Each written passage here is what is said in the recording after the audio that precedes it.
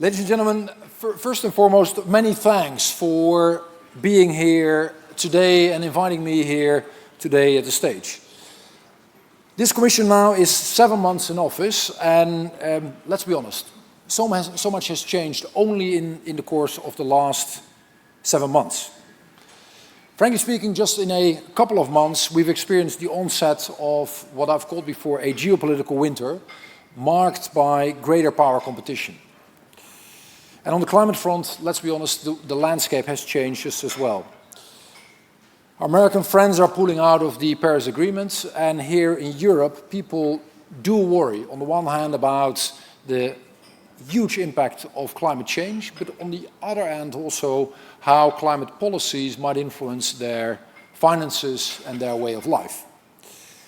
And frankly speaking, that is not a contradiction, maybe it's not even a paradox. Because if you look at the immediate pressures of a cost of living and security threats, they are garnering a lot of public attention. All of which makes climate policies more complicated than it was even just 1 year ago. But it will continue to be as relevant as before. And contrary to what many might believe, climate action is not a bleeding heart, ideological, activist type of thing. It is not about, and that might shock you, it is not about saving the planet. The planet has been there for, 5-6 billion years. It will probably withstand another 5-6 billion years after us. But our ecosystems, our economies, our societies, and our way of life won't do the same necessarily.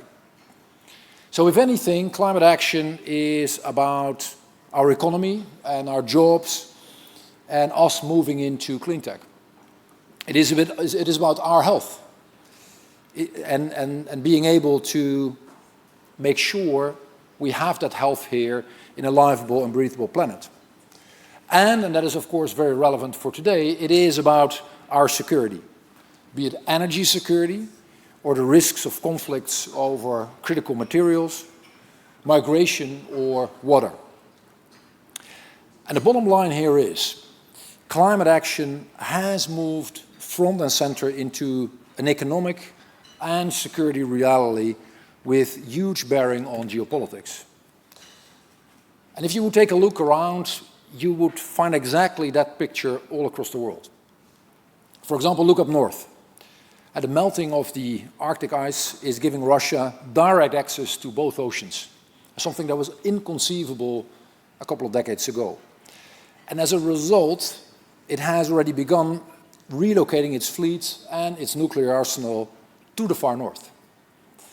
And that is a massive strategic game changer in terms of security. Now look east. Tensions over water resources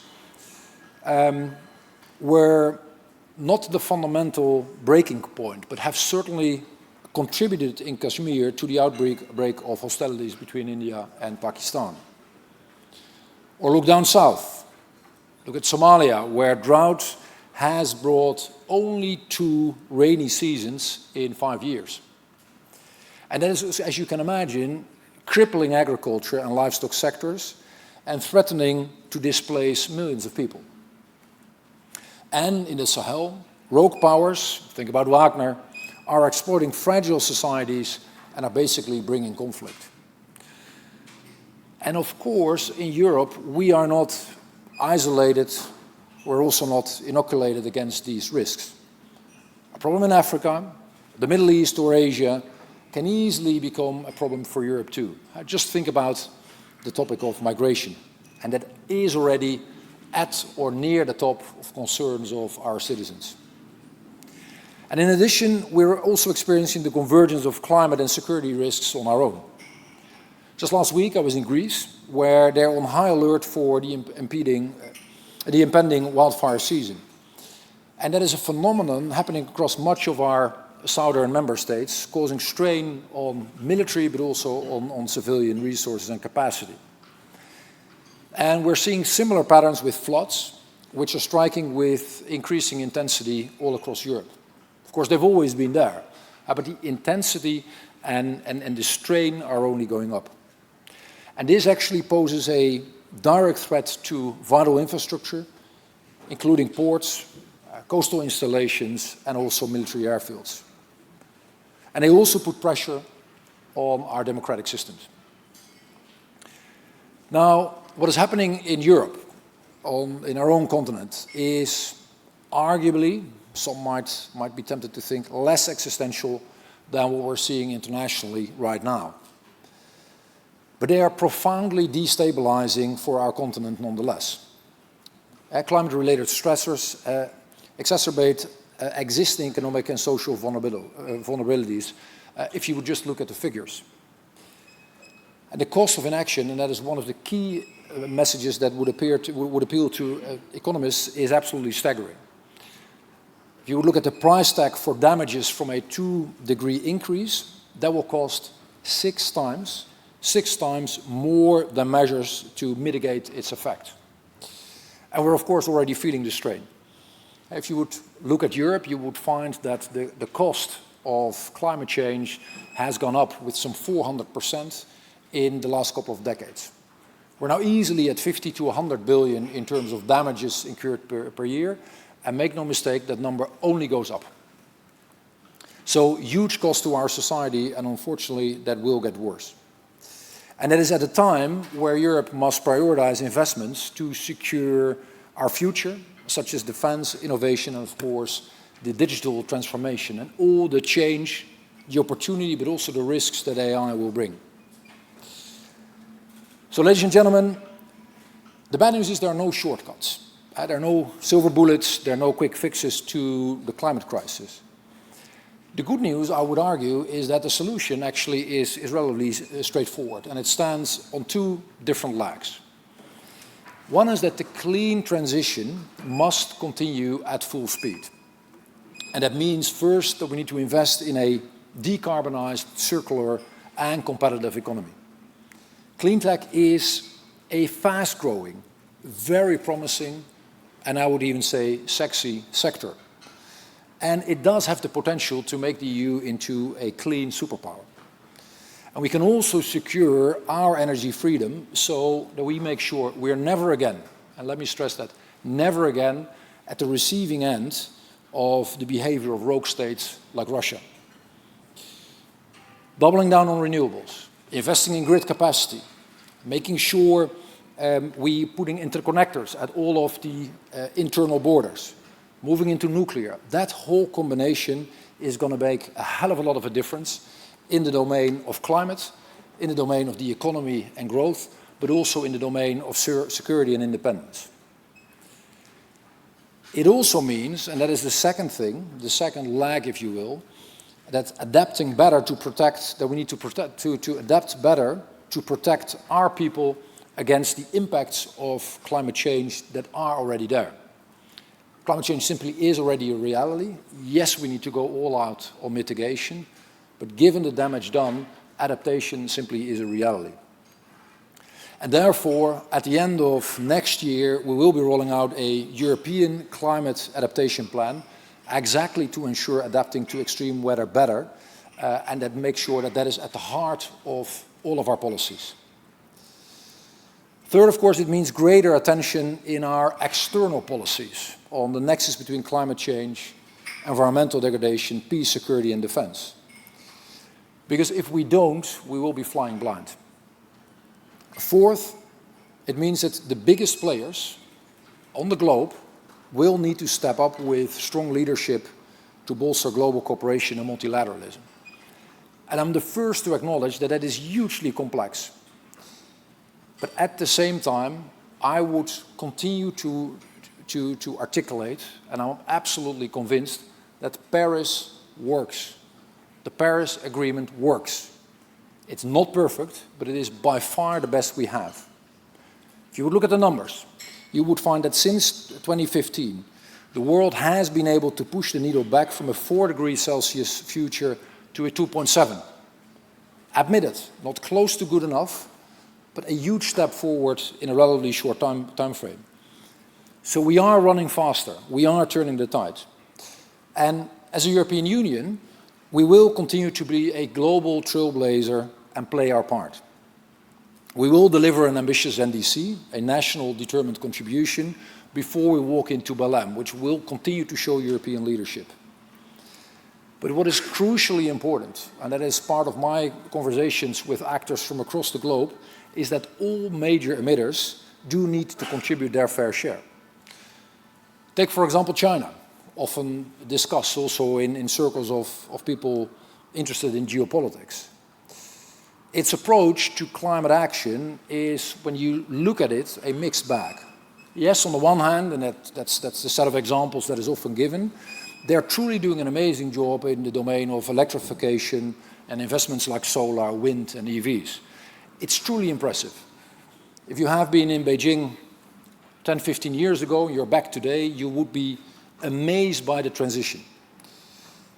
At the same time, there is a significant issue with heavily state-subsidized goods out of China flooding the European marketplace and basically killing European companies.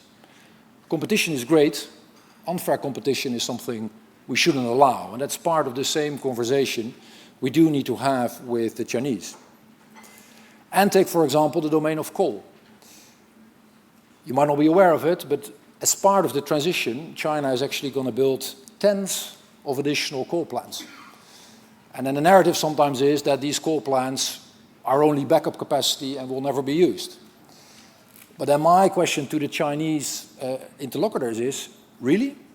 Is it conceivable that you first build these plants in rural areas, that you then equip people, you take them out of other jobs or you take them out of school, you equip them, you teach them how to operate them, and then you just treat it like a museum and you let them go back into their original business? That's highly unlikely. And coal, of course, is a dramatic problem for climate. And particularly when a country with the leadership potential of China and responsible for 30%, so almost 1/3 of global emissions, takes this course, this is something we do need to discuss. And that is one of the reasons why this is at the heart also of our diplomatic efforts. Having mentioned China, of course, also our friends from the US come to mind. Federal government has withdrawn from Paris, and that is deeply unfortunate. Let's just be crystal clear about it. It's a major blow for climate diplomacy. Why? Well, it is the world's most formidable geopolitical power. It is the largest economy in the globe. And here again, let's do the numbers. And you would find that indeed China is number one, but the US is number two in terms of global emissions, roughly at double the number of the European Union. Hugely problematic.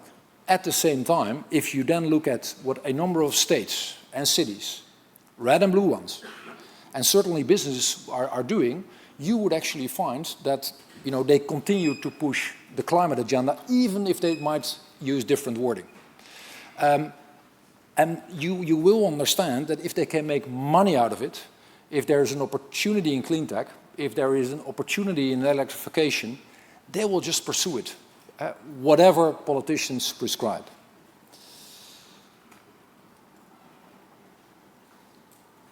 Let me add one more thing, which is truly important for this conversation. Not only have we driven down our own emissions as Europeans to a very large extent, we're now at 6% of global emissions. Just to put it into perspective, China at 30, the US roughly at 12, us at 6. And we're also by far the largest contributor to climate action globally. We're talking about roughly 30 billion out of 100 billion, so we're doing way more than our fair share vis-à-vis our friends in the global south. And we will continue that leadership. But if you want to make sure you tackle the whole equation, you cannot just do the 6%, you need the rest of the family also to tackle the 94%. And that is why more leadership of all major emitters is absolutely needed. So, ladies and gentlemen, in my view, too often the debate about climate change is politicized. It is left versus right. Sometimes almost feels like identity politics. I don't do ideology. I think we need to look at the numbers. We need to take science as a basis here. Climate change is grounded in decades of scientific research. ignoring that, just doing as if it doesn't exist, talking about skepticism, in my view, actually in itself already reflects ideology. The task here that we have is make sure we get our people out of harm's way. And that means fixing this for our ecosystem, fixing this because of our economies, and fixing this if we have safety and security and geopolitics in mind. Well, the planet itself will sustain even more extreme weather events. The ecosystem will not, our economies will not, and our safety and security will not. We will all be affected. So let's get to action. Let's make sure we do way more in the domain of mitigation here in Europe. Let's make sure we do way more in the domain of adaptation and be much more assertive in terms of diplomacy. Making sure we embark on collaboration using carrots and using sticks vis-à-vis all the others across the globe. Thank you very much.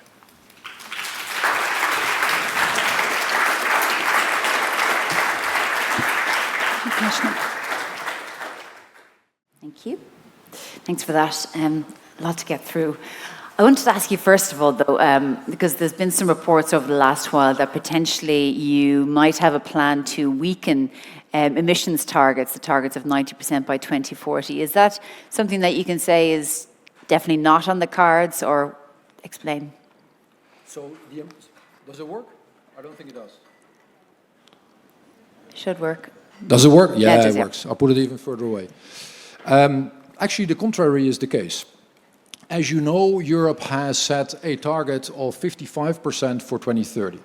It has set a target for 100% for 2050, net zero in 2050, just the other way around. If you would make that linear, you could do the math and you could calculate it for every year where you would then be at. We will significantly outpace that linear process, and as I've said before, we will first discuss all the sensitivities and all the elements in the College of Commissioners, but my ambition is to make sure we land a 90% target, potentially with a couple of flexibilities, but that 90% is something we truly strive for, as we did before. And would that involve the use of carbon credits and so on? And what kind of flexibility specifically are you talking about? You know, there are all sorts of flexibilities being floated, but the thing is, let's do things in the right order here. Indeed, this one is being floated. Some people are talking about negative emissions that you could filter back to the system. Other people are talking about, you know, how to have the different categories of, let's say, renewables, LULUCF, etc., talk with each other. I do want to make sure that I'm also sensitive here in terms of the process that we need to follow. That means on July 2nd, the Commission will come up with a proposal that will then be discussed at high speed in the European Parliament and with our member states. It will contain a target of, indeed, and my ambition is there 90%, and some elements of flexibility that, in my view, are needed to make sure that the whole continent can see this through. What it will exactly look like, I cannot disclose now, but it will do justice to climate, to competitiveness and independence. Because there is a concern that the issue of fighting global warming has become a culture war. And you see it with the rise of the right, far right in some cases. I mean, are you concerned that the EU itself, with movement to the right in the Parliament and so on, is weakening its own ambition when it comes to this issue, particularly also with the growth of sort of vested interests? We see so many farmers, for example, protesting, and you come from the Netherlands where the Dutch Farming Party was part of the coalition, or at least had strong influence in Dutch politics. Yeah, so yes and no.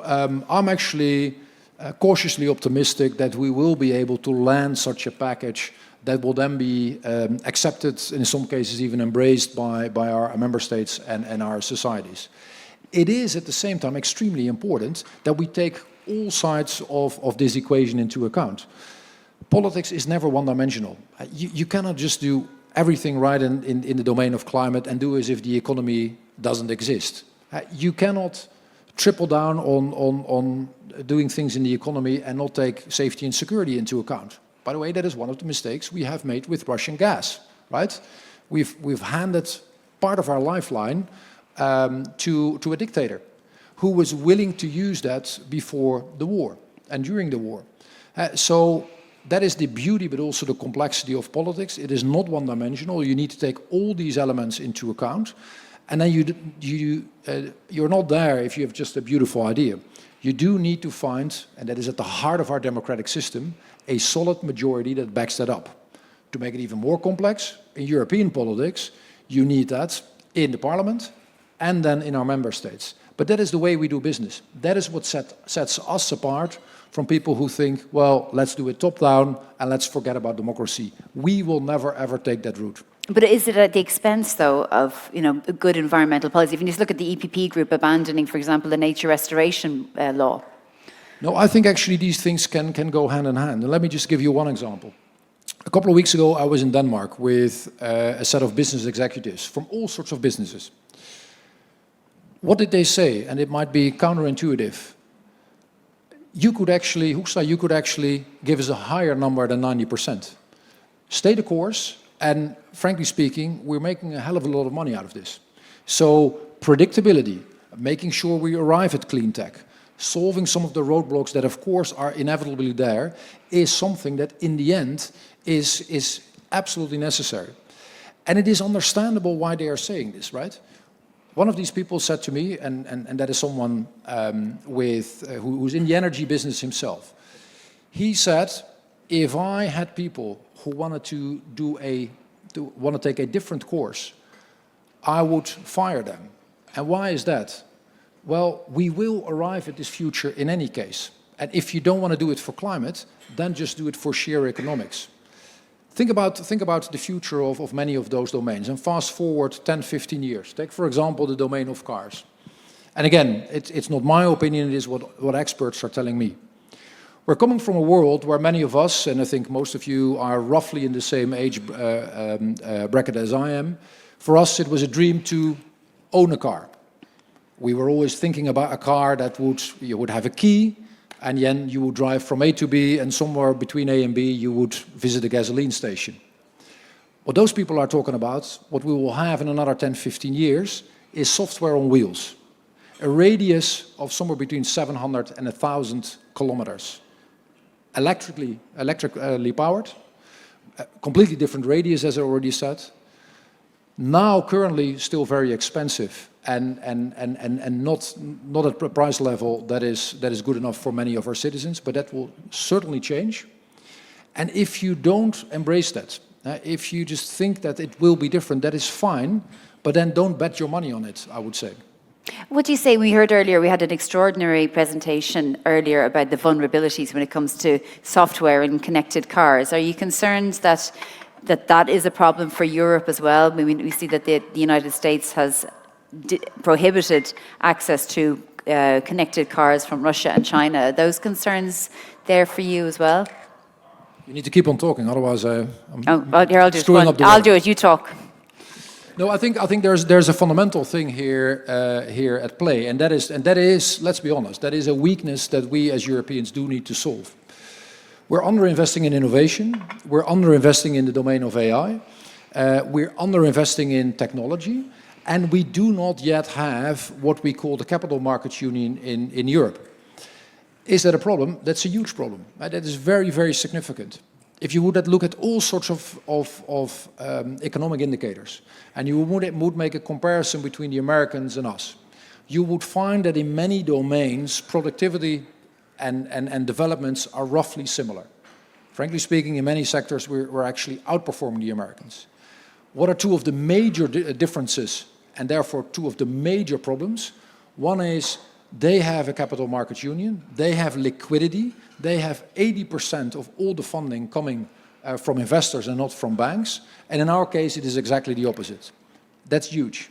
Secondly, if you would look into the whole domain of innovation, robotics, and AI, that is where their growth is. But of course, this is a major category shaping the future. So it is not some backwater where they're better. They're better at the heart of the conversation we need to have. And that is why Europe needs to double down here. Third, and again, I'm an optimist, we can fix all of these things. But third, if you would then look at the conversation about startups and scale-ups, you would find something similar. Startups, Europe is doing actually quite okay, pretty much at the same pace as the US. Scale-ups, potential unicorns, they leave quite often for the US. And that is because the innovation funding is not there, that is because the Capital Markets Union is not there. So this is something we imminently need to fix. What is your view on EU-China relations and I suppose the redevelopment or reset in those relations as a result of the ongoing issues with the United States? I mean, particularly on an issue like climate change and global warming, where you can see that there obviously are shared interests. Yeah. I mean, diplomacy is talking with who you agree and with who you do not yet agree, right? And looking for common interests that you can jointly pursue. I think it would be naive to do as, okay, you know, the US doesn't engage, then just move towards China. That is for Europe two completely different categories. Look at what we have with the Americans, with all the complications and difficulties. We have a shared history, we have shared values, we have overall, I would say, shared views on human rights, on the freedom of the press, on democracy. And I'm absolutely sure that also the interests that we share will define that long term we have a future together with the Americans. Regardless that I'm also not naive, their pivot to Asia is something that will continue. But if they zoom out, by far most Americans will acknowledge that their interests are to a large degree also linked to ours. China, of course, on many of these things is very different. But it doesn't mean we shouldn't engage. I already gave you the numbers. We're talking about a 1.4 billion country responsible for 30% of the emissions. Doing a great job in electrification, problematic in terms of a level playing field, problematic in the domain of coal. And I'm not even talking about the geopolitics in the South China Sea or concerns about stuff like human rights, which are no minors in these type of conversations. But again, that combination makes it crystal clear that we do need to engage, like with all the others across the globe. How far would you like to see that engagement, though? How far would you like to see are you skeptical, or do you believe that China is willing to change in some ways when it comes to level playing field, maybe even human rights and so on? Like, how far would you like to see that engagement go? I've been too long in international politics to think that, you know, with conversations we can just, you know, in a short period of time you can create major changes to fundamental principles in other countries that have been there for years and sometimes decades. What you can do is have a conversation about joint interests, joint analysis on problems, to see what you can do more in terms of electrification. Why concerns about level playing field do need to be addressed. Why more coal plants is something that is not just bad for climate, but actually also China would acknowledge that coal plants across the globe are a huge problem. So engaging on these type of issues, looking for common ground and looking for solutions is very important. Let me add one thing where we potentially have a larger group than just the European Union and the Chinese. And that is carbon pricing and carbon markets. What is really interesting is if you talk to the Brazilians and to the Mexicans and to Chile and to many of our friends in Africa, but also to the Chinese and the Canadians and many others. They do want to engage with us on carbon pricing and carbon markets. Many have just recently implemented things that, at least to some extent, reflect what we have with our emissions trading system. They want to compare notes, they ask for our help, we're sending over people, and this has been one of the most effective things that we have done in Europe. They have seen that, and they are embarking on the same thing. Does that mean that in a couple of years we will have just one global market with a price level that we think is fit? Probably not. That probably is going to be something that is very difficult to achieve. But more and more countries pricing carbon and taking this as a route going forward will have a huge effect on businesses and on emissions. And we heard from Maroš Šefčovič today and over the past few months that obviously the EU there's an increased momentum to do trade deals with the 87% of the world that's not the United States and so on. Are you concerned, though, that the provisions in a trade agreement now, that there will be absent support for global warming and the fight against climate change and so on, because there's in the rush to really just try to do more trade? No, rather on the contrary, and it is exactly as the president and Maro Sefcovic have said. One of the side effects that is probably an unintended side effect, and one of the things that not all analysts might have seen coming, is that other nations have openly or more covertly approached us because they want to do more trade, because they like predictability, and they like to be able to make deals and then stick to these deals. And take, for example, Mercosur.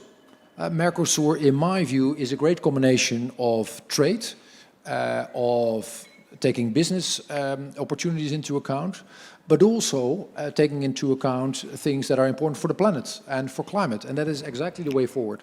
How can that be guaranteed when, you know, the rules-based system is so deeply vulnerable at the moment, that those agreements will be adhered to? Look, in international politics, there are no guarantees. And I'm the first to acknowledge that the multilateral order, as we've created it after the Second World War, is being rocked from a number of places. It's hugely unfortunate. And at the same time, we're not just bystanders. We're co-shaping this. We're here to lead this transition. We're here to fight for these type of institutions, and we will. And that is clearly in our interest.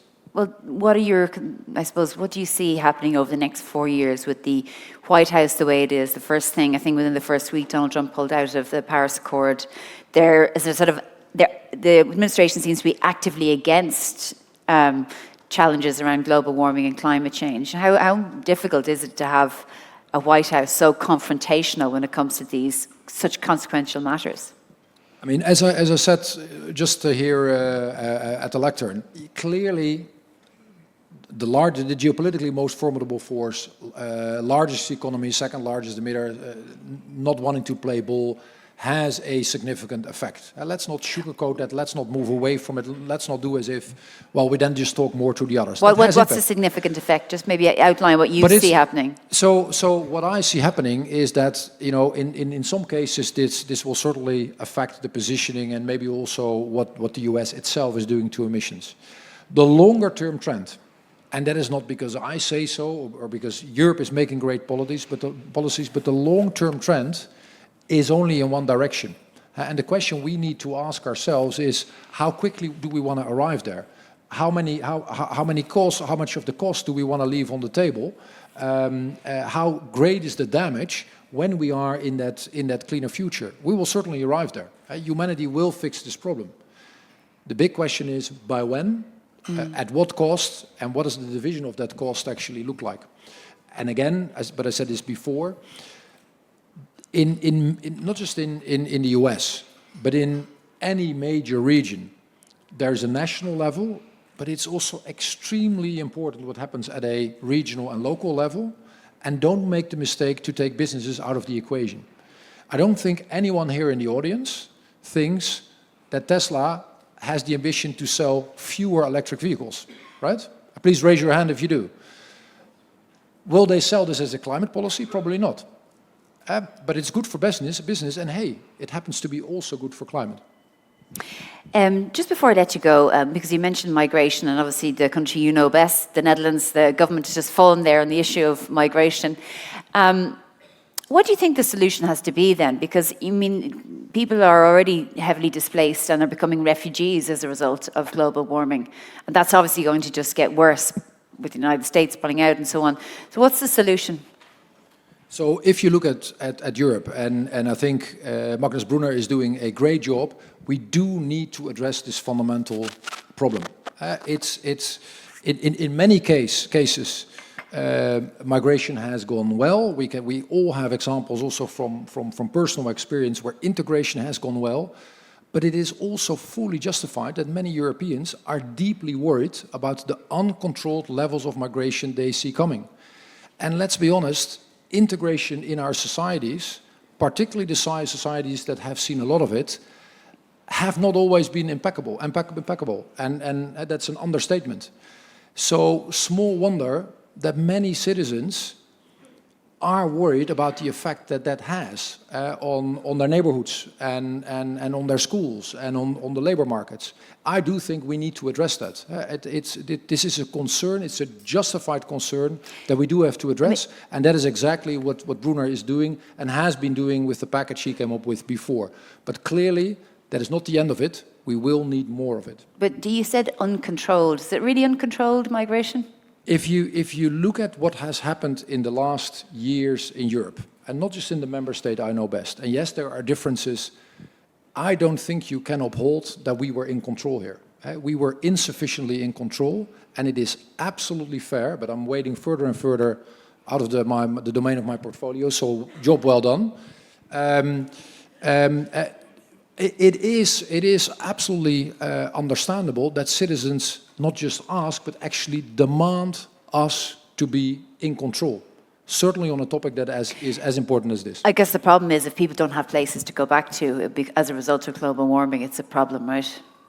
I think you should invite Brunner here to discuss migration. Okay. Listen, just before I introduce the next panel, do you think Europe can take advantage of this multipolar world that we're in now?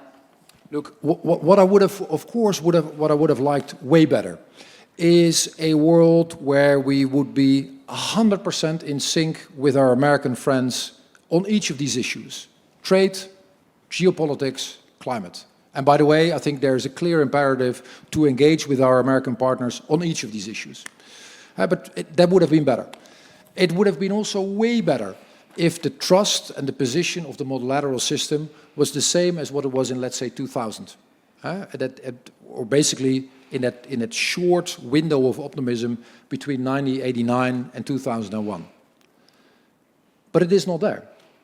So in politics, like in life, you often are not, you cannot choose your cards. We cannot decide in what era we live in.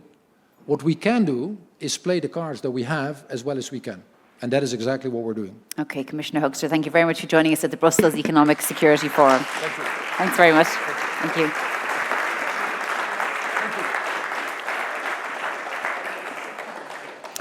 And now we have our final panel. I'd like to invite Fabian Zulig, Chief Executive of the European Policy Centre here, who's going to moderate this panel, Multipolarity Re-examined, Forging New East-West-South Ties. Welcome to this final session of today's Brussels Economic Security Forum. Turning to this last panel, we are aiming to move beyond Europe and talk about how we can deal with the challenge of economic security at a global level. I'm particularly interested to hear views from other places on the trade-offs we are facing, on what that means for global governance, what that means for multilateralism. It has often been argued that openness now has to be balanced more with security. But if you put that in other words, that means to increase economic security will be costly. Is that a real trade-off we are facing? Does that trade-off look the same in different parts of the world? And if yes, are there ways of minimizing those costs? What is the right balance between openness and security?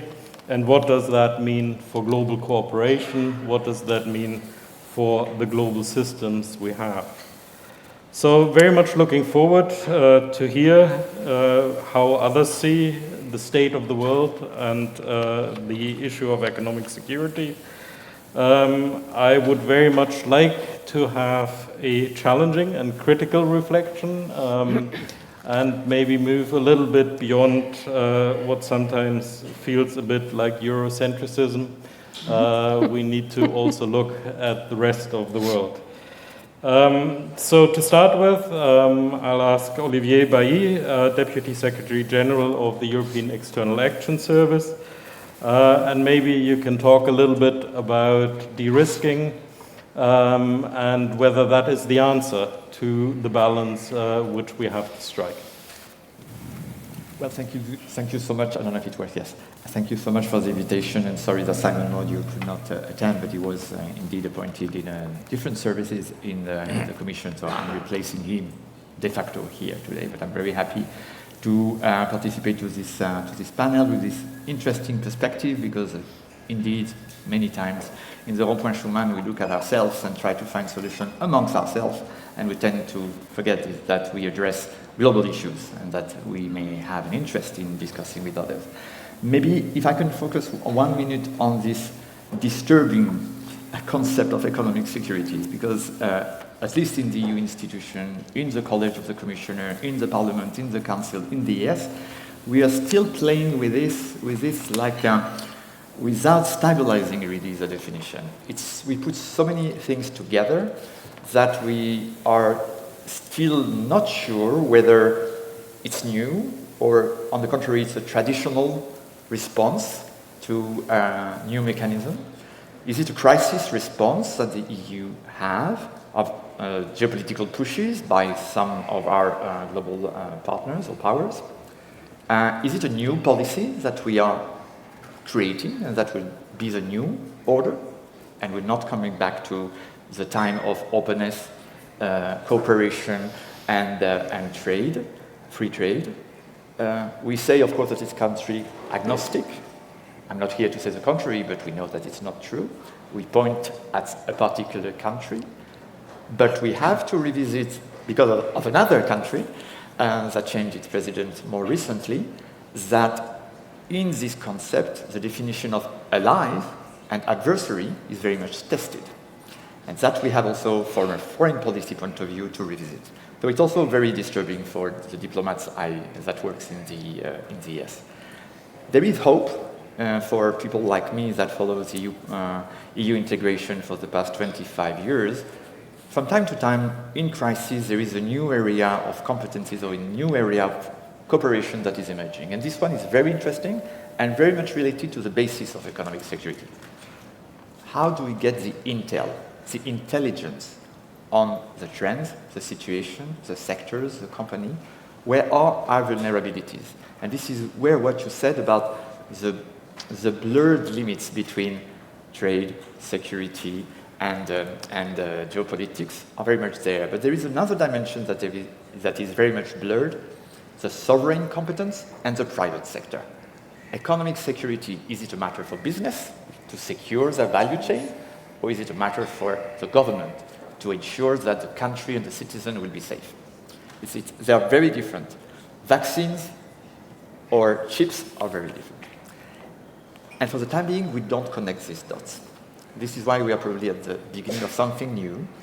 And for the member states, the next step or the next phase leap will be to share their security intelligence at EU level, to make it meaningful and organize a response that is powerful. It will take years probably, but we are working on that with the HRVP. Something, as you asked, that is quite important is we are working on specific sectors. We are working on to try to have a better definition of, do our dependencies on other economic actors is actually the issue, or more the instrumentalization of the weaponization by some actors of our dependencies the issue? Yes, it's a diplomatic issue. And on this, it's also a question of values. Some of our partners around the world do not have the same value when it comes to cooperation, constructive approach, transparent way, and until now, it was clear that it was Russia and China. Recently, another actor, a major one that we consider as our first ally, decided to have a disruptive policy in this cooperation, with names, with figures, with tariffs and all that. And we were shocked, because what we consider so far as economic security as a shield vis-à-vis adversaries may now become also a response or an element of the analysis of our relation with what was an ally in this particular context. And that also is quite important. We are clear in the EU institution, and I think it comes from the President of the European Commission, the President of the European Council, and the HRVP, that there are two different concepts that now are defining some of the aspects of the new international order. Some will use coercion to impose their economic interest. We choose the partnership and the offer. We want to engage with this country, we don't want to impose. We did that probably too much in our history, so we draw the lesson from that.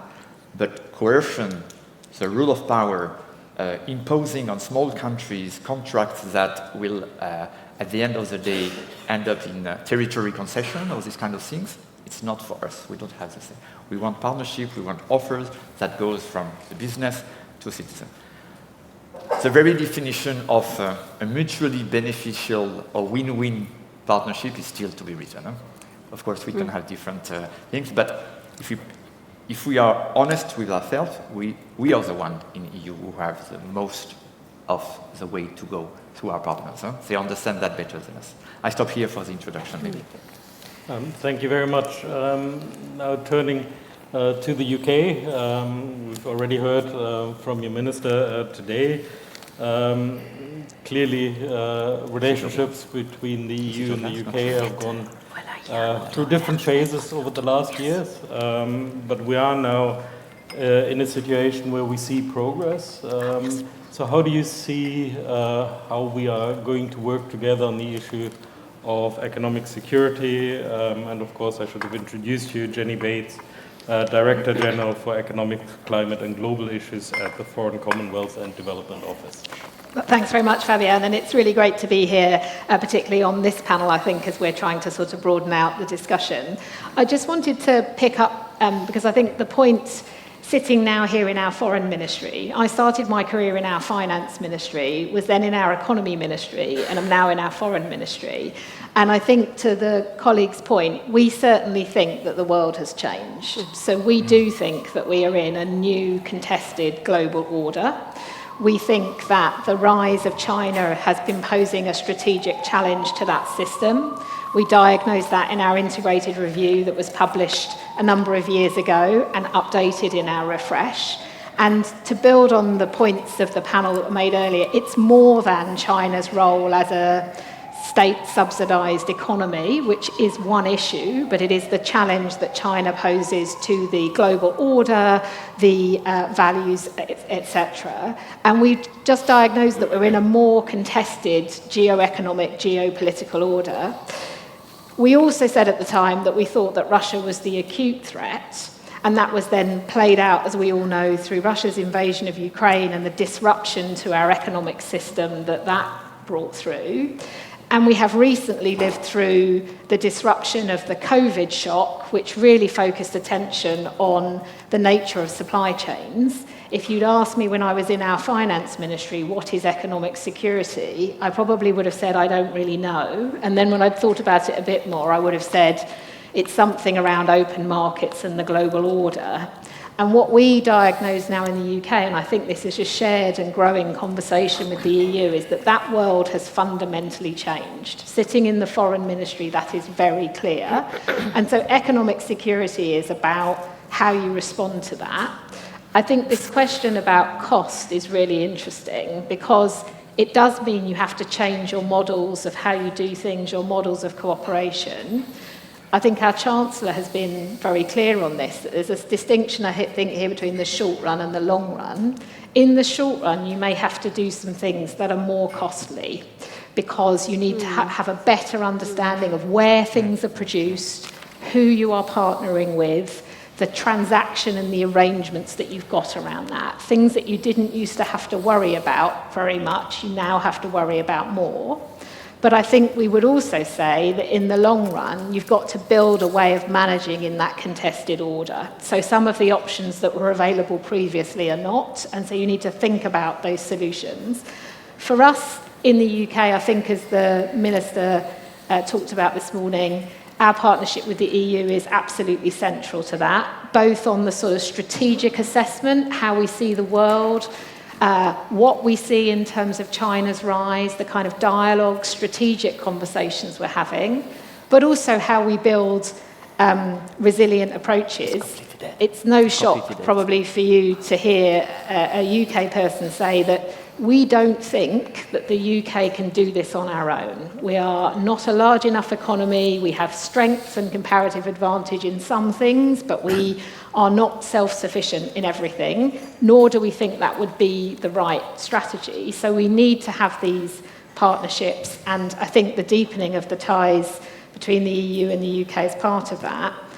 The last thing I would say, perhaps relevant to this panel, and probably hasn't come up as much, but I hope other colleagues will bring it out, is that the rest of the world is also thinking about this. I used to be the DG for Asia in the ministry, and I had conversations about economic security with just about every partner that I used to meet, with colleagues from Indonesia and elsewhere. And I think this does create some opportunities for building those kind of new partnerships and relationships.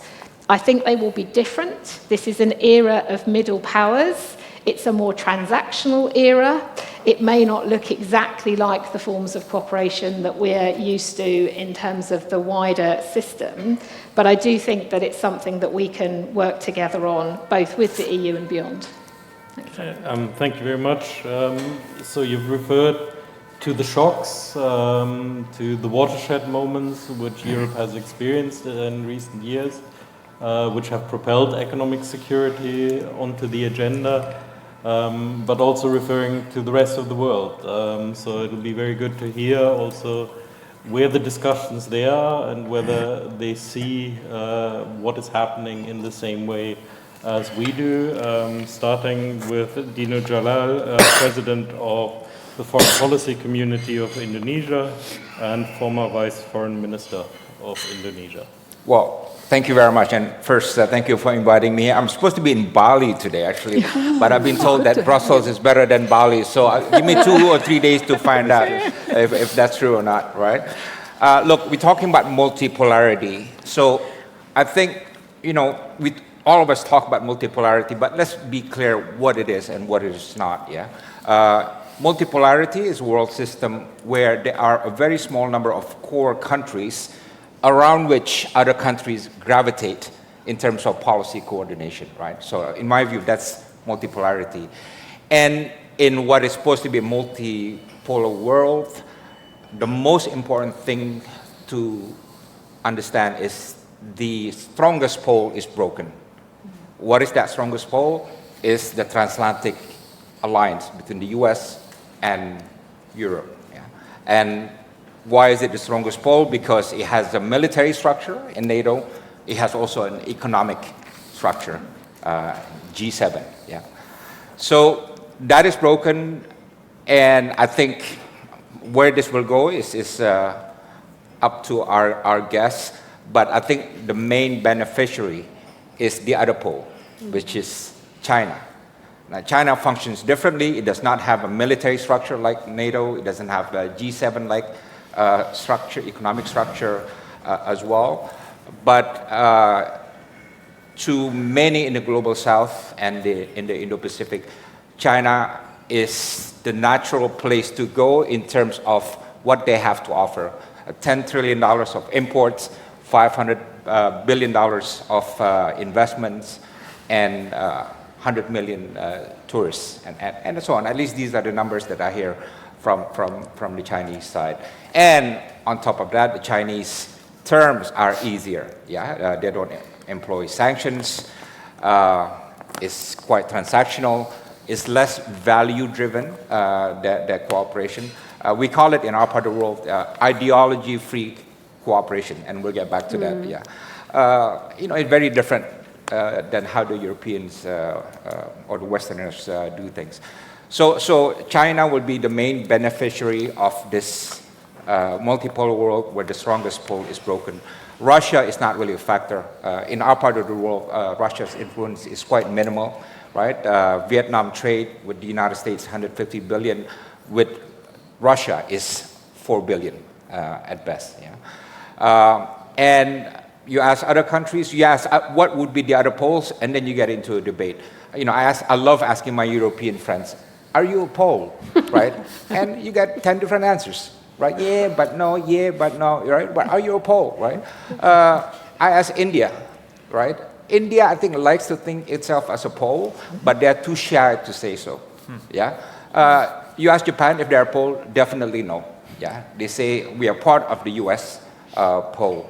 Indonesia, the largest country in Southeast Asia. Are we a pole? We don't say so, and we don't want to be a pole, right? Because we believe in a regional system based on equal partnerships, right? So that's, in my view, is the multipolar world that we are living in. I think the most significant thing in our view, at least from where I come from, is that the world now is seeing a transition, moving into something else. It's similar to 1990 when the Cold War ended, and then you had a new world order emerging out of that, to the point that Francis Fukuyama wrongly said that it was the end of history. But what we are seeing is definitely a structural, systemic, seismic shift in the world system, right? The economy of BRICS countries are already larger than the G77, and there are about 30 countries lining up to join BRICS, right? So what am I trying to say out of this, right? What I'm trying to say is that because of the US retreat and this seemingly transitional world order, we're going to see a lot of recalibration and realignments in the relationship between countries. And I think the most important feature of this trend is, one, the rise of middle powers, right? Middle powers meaning two levels of definition, meaning mid-sized countries, yeah, by the nature of their diplomatic, strategic, political, and economic power. Indonesia, Turkey, South Africa, Australia, Korea, Brazil, Mexico, and so on. These are the middle powers of the world. There are about 24 middle powers of the world. And they are rising in confidence, in resources, and in ambition. And they are going to be the ones that will be reshaping the world order in the face of a US retreat that we see now. So that's one important feature that I see that will be a constant, at least in the short and medium term. The second trend is the opportunities arising from the cooperation between middle powers of the global south and middle powers of the global north, right? And we're seeing a lot of these trends, and a lot of these middle powers are in Europe as well, right? One example, since the US retreat, Indonesia, which is a middle power of the global south, we've seen 4 major visits and partnerships. With France, Macron talks about the third way. With Australia, Prime Minister Albanese called my president and said, I want my first visit not to Washington, not to Beijing, but to Indonesia. And then with Turkey, right? And with one more, I forget. Yeah. But this is a trend whereby middle power in the global south, such as Indonesia, strikes quick partnerships and deals with middle powers of the global north and the global south. And this is not just for Indonesia. This is happening across the board in the world system, where middle powers are just starting to punch above weight. And the final point, look, I do see there are 2 spaces that will compete in world affairs, right? One is the spaces for rivalries, right? And Europe is involved in that. Europe, Russia, and Europe, China to some extent. U.S. I don't know, U.S. Russia, if you can call it that anymore, right? But there's going to be a lot of rivalries, spaces being created in the international system. But there's even a larger space of cooperation taking place in the global south, right? I took part in Munich Security Conference, and I saw the Europeans freaked out when they heard the speech by Vice President Vance, right? And they were like, oh, what are we going to do? We're losing our strategic protector, and so on and so on. Yeah, there was this feeling of gloom and doom and confusion and so on. Yeah, I understood that. I was there, and so I felt it, right? But then I went to Hanoi, the ASEAN Futures Forum. I went to China at the Boa Forum. I went to India at the Raisina Forum. The mood is very different. The mood is cautious optimism and say, hey, we got more space now to cooperate with one another, politically, strategically, economically, and so on. And watch these spaces grow. Because in Asia, again, you can agree or disagree, the typical value is ideology-free cooperation, right? In ASEAN, there's an absolute monarchy, which is Brunei. There's communist country, which is Vietnam and Laos. There's democracy, which is Indonesia. There are monarchies and other political systems. But when we get together and we design the regional architecture, we don't judge. We don't judge, right? And this is an Asian model, ASEAN model, and maybe Asian model. And again, you asked me to be a bit thought-provoking. If you see a lot of regionalism grow around the world, in Latin America, in Middle East, in Africa, in South Asia, and so on, I think this ASEAN model, rather than the EU model, will proliferate. Why? Because the EU model is a lot harder.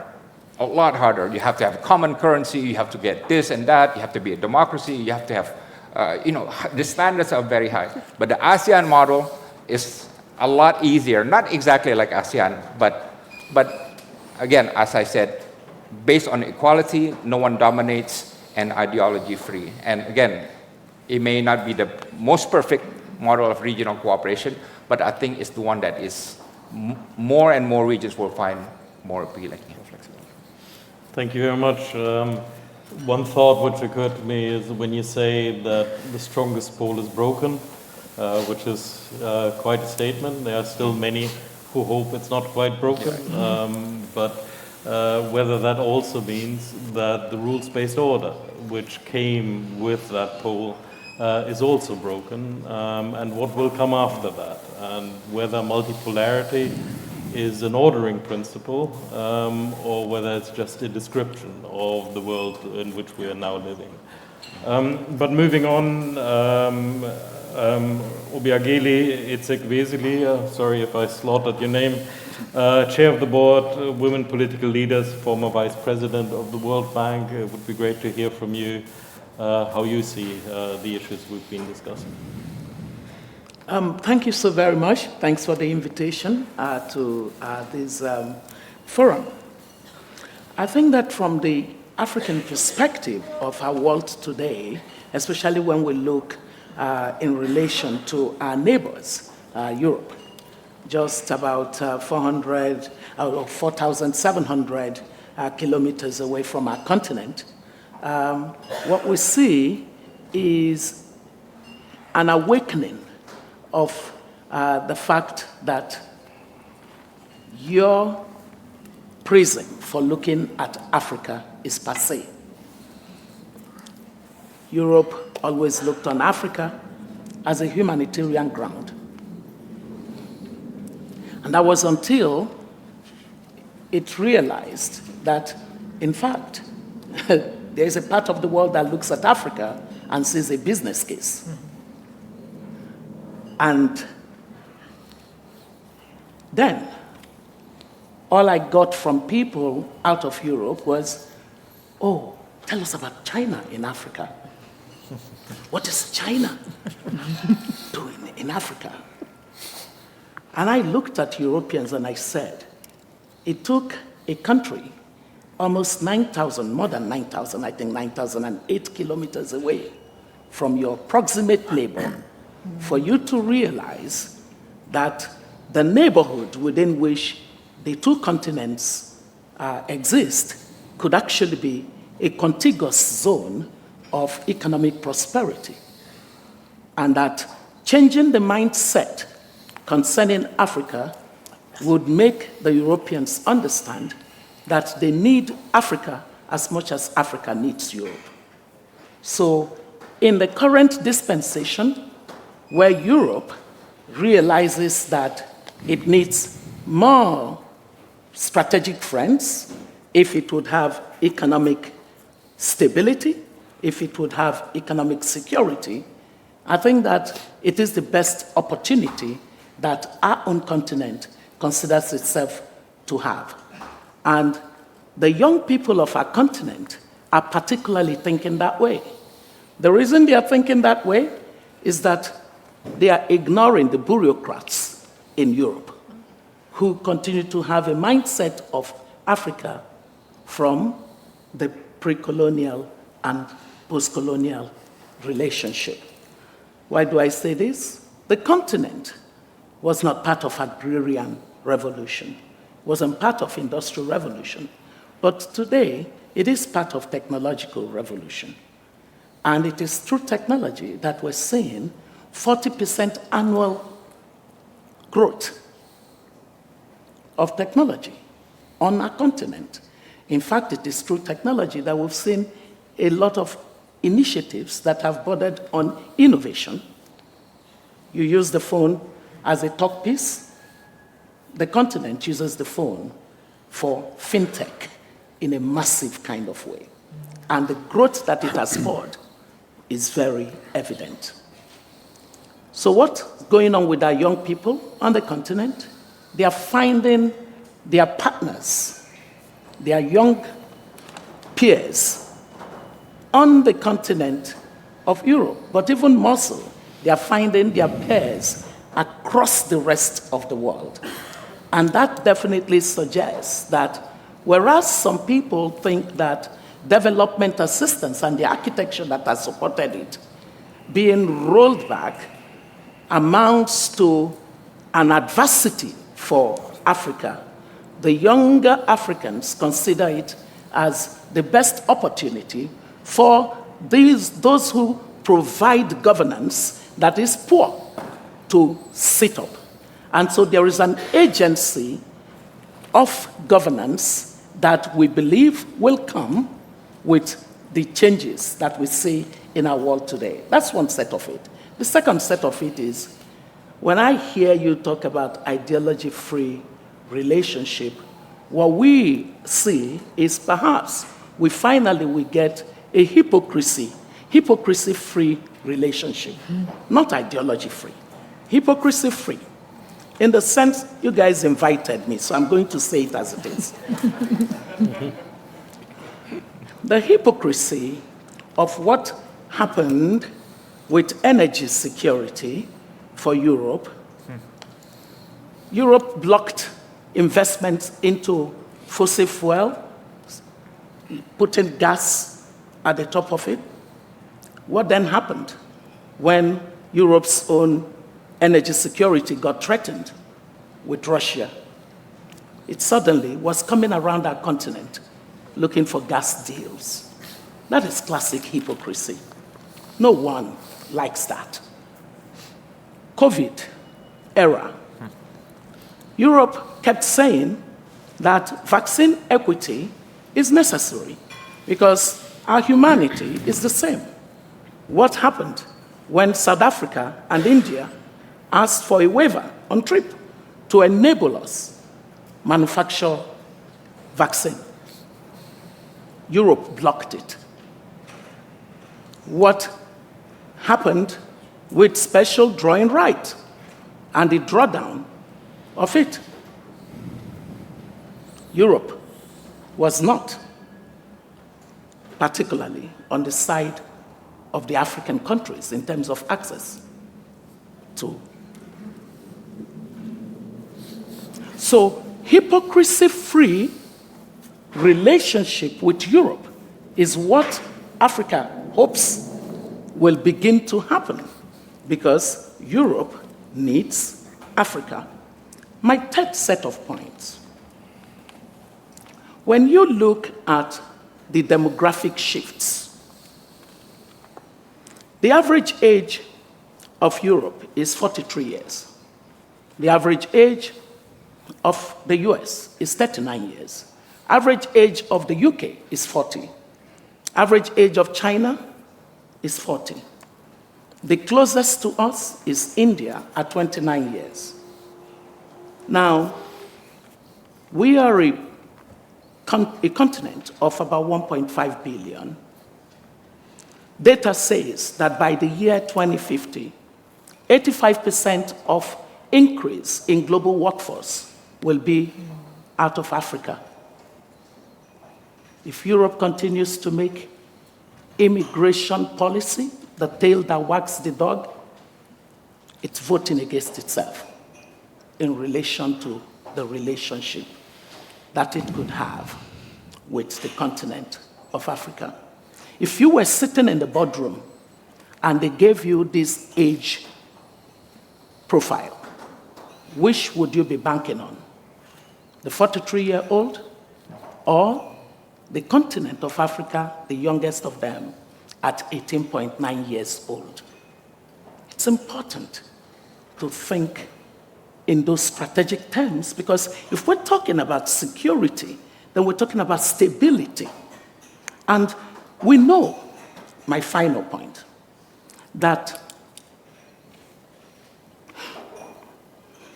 all of what we've said about trade is a reality.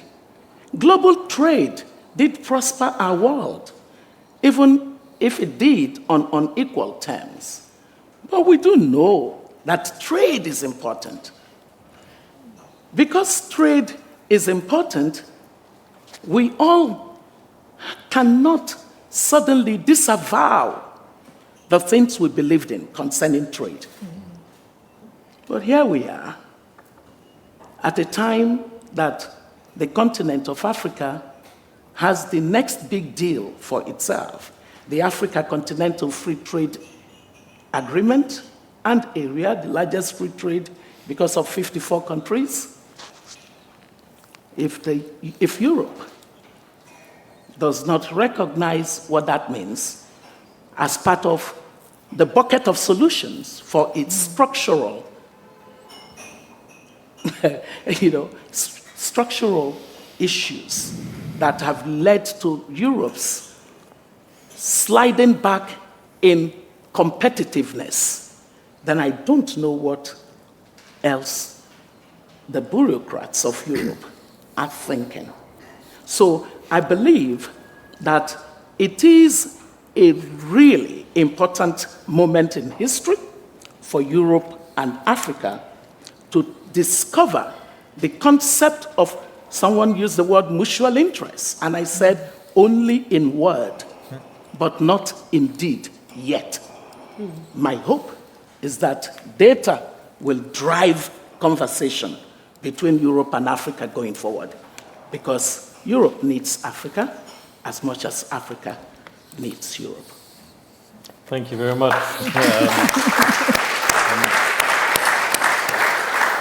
You can see from the applause that the critical reflections are very much welcomed, so very grateful for that. Turning to Latin America and our relationship there, of course, Mercosur has been one of the big points of discussion. Is that a strategic response to the environment we're finding ourselves in? And Ernesto Talvi, Senior Fellow at the Elcano Royal Institute and former Minister of Foreign Relations of Uruguay. Please. Thank you, Fabian. Thank you very much for putting this conference together. Thank you for the invitation. It has been timely, important, and really fantastic, at least so far. Let's see. I think we heard a lot of very interesting insights, Fabian, but I also think that we need to think about concrete solutions to some of these problems, and that are pragmatic, that are viable politically and technically, and that they build on what we already have.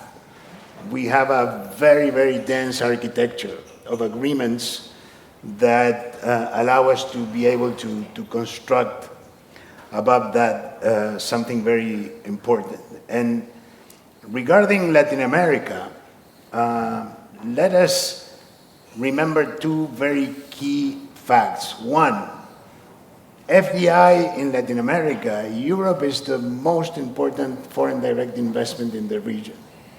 It's 2.5 times the US, and it's 25 times China. There is history that has accumulated through time. So there is a very dense network of investments. Moreover, if the Mercosur if the European Union-Mercosur agreement is ratified, then the European Union will have agreements with 95% of the region's GDP, with Mexico, Central America, Colombia, Peru, Ecuador, Chile, and Mercosur. That's an enormous amount. So we have this relationship already institutionalized. It's not a complete relationship. It's not political. It's not a migration pact. We agreed to speak the same language, to work under the same umbrella in 20, 25, 30 chapters, so that we can trade, we can invest, we can solve our differences in predictable ways that have not been imposed but agreed upon by the parties. That's the way we are doing business between the European Union and Latin America. Now, there is a tremendous potential there to address a lot of the problems and challenges that we've been talking about throughout the day. Look, the European Union has these bilateral agreements with all the countries in the region, almost all. But these are bilateral agreements. So they are not interoperable. They are not interconnected. They are unable to work as an integrated economic bloc. And therefore, for example, because of the fragmented architecture of rules of origin, then if the European Union or a country in the European Union were to use a Chilean input to export to Mexico, Mexico would say, well, the Chilean input is not original from the trade area. Well, you have an agreement with Chile, you have an agreement with Mexico, but the agreement between the EU and Mexico doesn't recognize Chilean inputs as originating in the same agreement. So that's something that can be solved relatively easily. We are proposing with my colleagues, Rafael Cornejo and Anthony Estevadordal, actually it is published in the proceedings of the conference, a mechanism that we call flexible diagonal accumulation, which in plain English means that this mechanism would make operational the ability to extend the accumulation of origin to every country that has an FTA with the European Union. Actually, most of the agreements between Latin American countries and the European Union already contemplate that possibility. It's not that we have to invent it. Actually, what we are suggesting is a common protocol among all the countries that have FTAs with the European Union and in Latin America to be annexed to the existing treaties, and that will not even require to change the rules of origin of the existing treaties. That's why we call it flexible diagonal accumulation. It's different than the pan-Euro-Mediterranean in that sense, which is more rigid. Okay? So, the Mercosur is strategic agreement because it will show, and I think George was asking me, and I didn't remember at the moment there, it's a show me the money moment, the EU-Mercosur agreement. It's, can we do business with Europe or can't we? Are you going to be able to ratify this agreement or are you not? So if this agreement is ratified, then this is not an end point, it's a starting point. It's a platform, that will allow us to integrate all these agreements together through proposals like this one that already build on and leverage on existing agreements, and the impact will be phenomenal. We would be creating an integrated economic bloc of 1.1 billion people and a GDP the size of the US. Don't forget that Latin America is a large region. It's 6 trillion GDP. It's larger than India. It's, as a region, it's larger than Germany. It's larger than Japan. And the joint GDP of Latin America and the EU would be akin to that of the US. So we would be constructing an integrated economic bloc where we would be able to develop, since Latin America is rich in renewables, bi-regional supply chains and decarbonized supply chains in the context of the green and digital transition that we spoke about today, that would span or could span many countries and flow in any direction, to Europe, from Europe, through the countries in Latin America.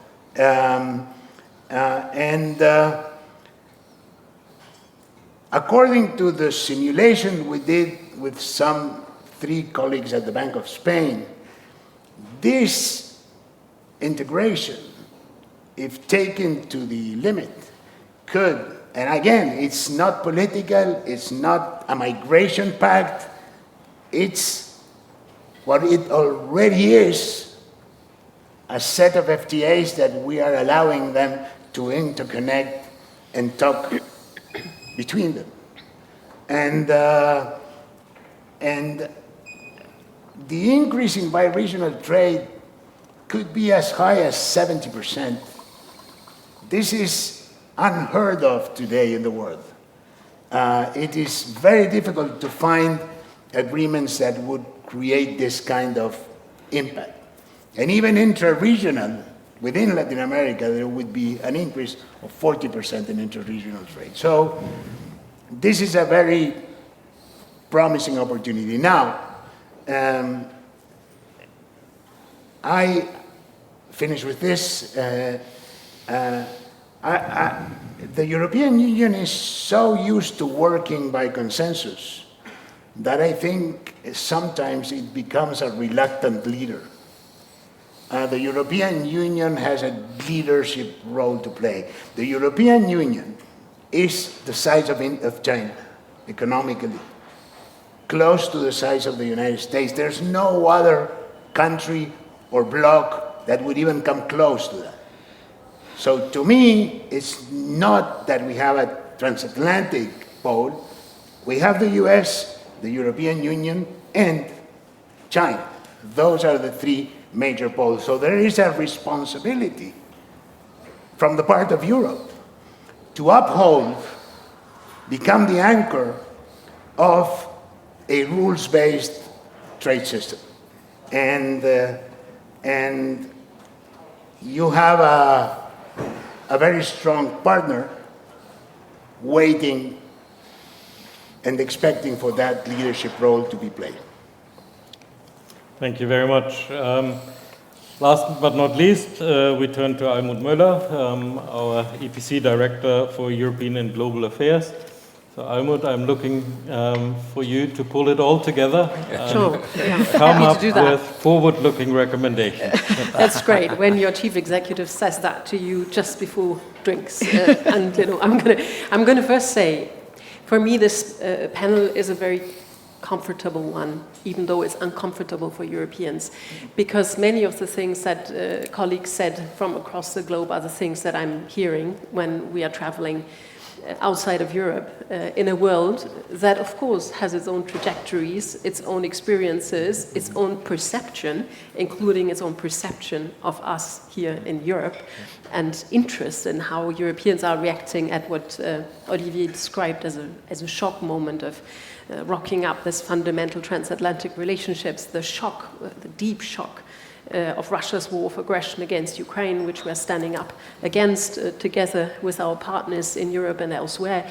So for us, I think this is an environment that Europeans need to expose themselves to, because it is very revealing.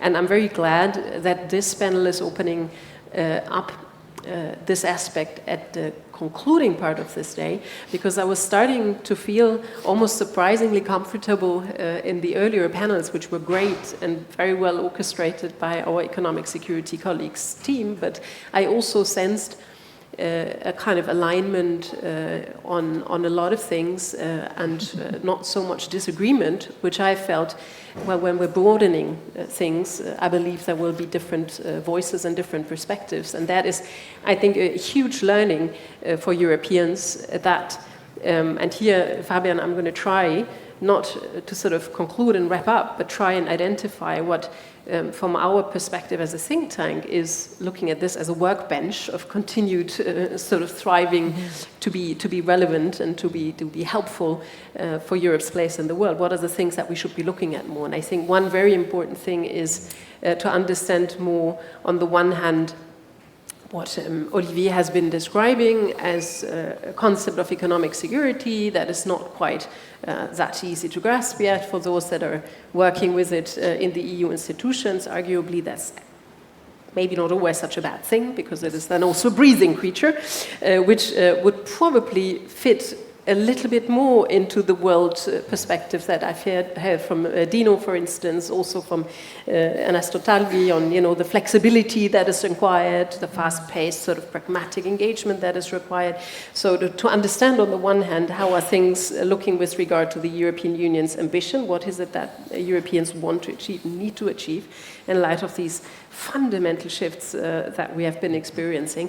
But then, on the other hand, also looking, and this for me would be more important, to understand what does it mean in foreign policy terms. So what is, and this is the work that I'm doing more at the EPC, what is the sort of the foreign policy angle to economic security? So what does it take to be out there and navigating a world where we have our own ambition of this growing concept? And we saw an impressive lineup today of a lot of European high-level officials explaining the ambition and the cards that Europe has and the agency that Europe has.